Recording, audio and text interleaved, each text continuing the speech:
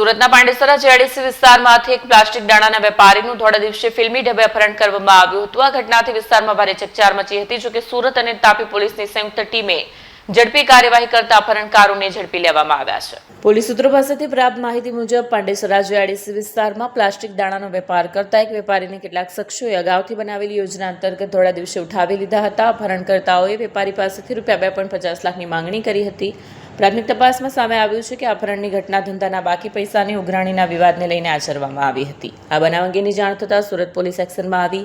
સુરત અને તાપી પોલીસના સંયુક્ત ઓપરેશનના ભાગરૂપે તાપી જિલ્લાના વ્યારા ટોલનાકા પાસેથી અપહરણકર્તાઓને ઘેરી લેવામાં આવ્યા।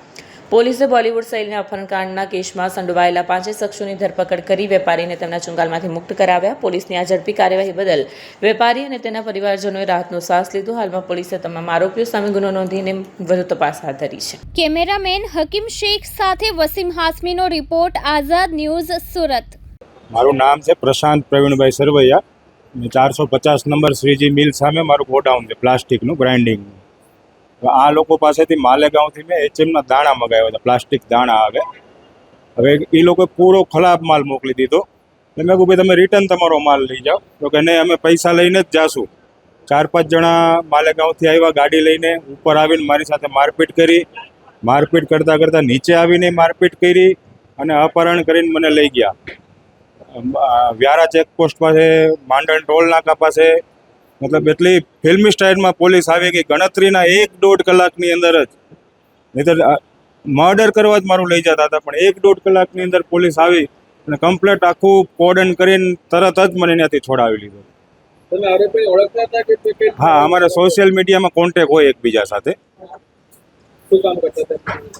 પ્લાસ્ટિક દાણાનું જ અમારા ગ્રુપ આવે પ્લાસ્ટિકના બધા, એમાં બધા પોતપોતાની પ્રોડક્ટના ફોટા મૂકતા હોય। પાંડેસરા જેઆઈડીસીમાં આવેલ ખાતા નંબર 450ના માલિક પ્રશાંતભાઈ સરવૈયા નામનું અજાણ્યા 5 ઈસમો દ્વારા મોત નિપજાવવા સારું અપહરણ કરેલ હોય, જે આધારે પાંડેસરા પોસ્ટે ભારતીય ન્યાય સંહિતાની કલમ 140(1) તથા 3 તથા રાયોટિંગના ગુના દાખલ કરેલ।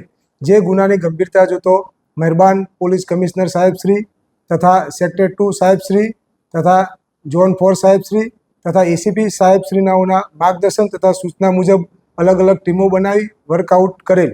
જે આધારે હ્યુમન રિસોર્સિસ તથા ટેકનિકલ વર્કઆઉટ આધારે બાતમી મળેલ કે આ અજાણ્યા ઈસમો મહિન્દ્રા કંપનીની વેરીટો ગાડીમાં પ્રશાંતભાઈ સરવૈયા નામનું અપહરણ કરી માંડવી ટોલ નાકાની નજીક માંડલ ટોલ નાકું તાપી વેરાની નજીક આવેલ છે, ત્યાંથી પસાર થવાના હોય।